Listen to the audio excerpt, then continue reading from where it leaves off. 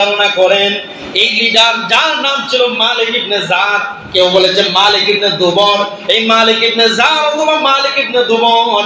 মালিক ইবনে jar বলেন, তোমরা এখানে কাফেলাটা রাখো, আমি আগে দেখি পানির ব্যবস্থা করা যায় কিনা।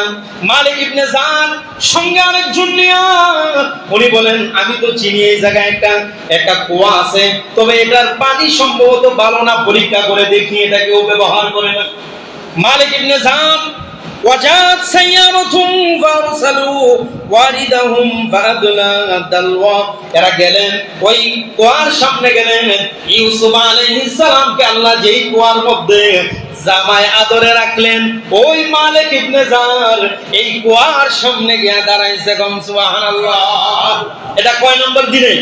3 নম্বর দিনে গেলেন মালিক ইবনে জার, বালতি যেই মাত্র ফালাইলেন, বালতি নিচে দিছে, এখন ধরে টান দেয় এত বার, উনি মনে করছে পানি মনে হয় ময়লা হয়ে গেছে, এই জন্য ময়লা যুক্ত পানি, এই জন্য মনে হয় বার লাগতেছে।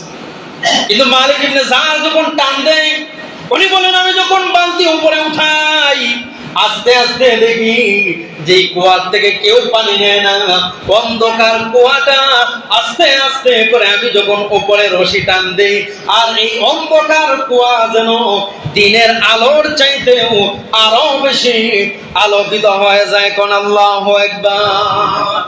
মালিক ইবনে জার ধরি টান দেয় আর আস্তে আস্তে উপরে ওঠে, আর অন্ধকার কেটে যায়, আলোকিত হয়। সন্ধ্যার সময় আলোকিত হয়, কারণ রাসূল বলেন, ইউসুফ যেই রাস্তা দিয়ে যাইতো, রাস্তার মধ্যে শরীরের আলো প্রকাশ মারত। সুবহানাল্লাহ। এই ইউসুফকে উঠাচ্ছেন।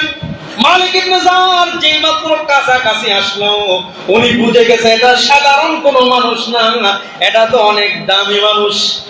মালিক ইবনে জার যে বক্তব্যটা দিয়েছিল, আল্লাহ বলেন, قال يا بشرى هذا غلام।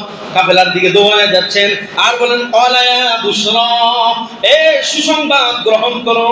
কি সুসংবাদ? হাদা গোলাম, এই দামি গোলামের সুসংবাদ তোমরা গ্রহণ করো।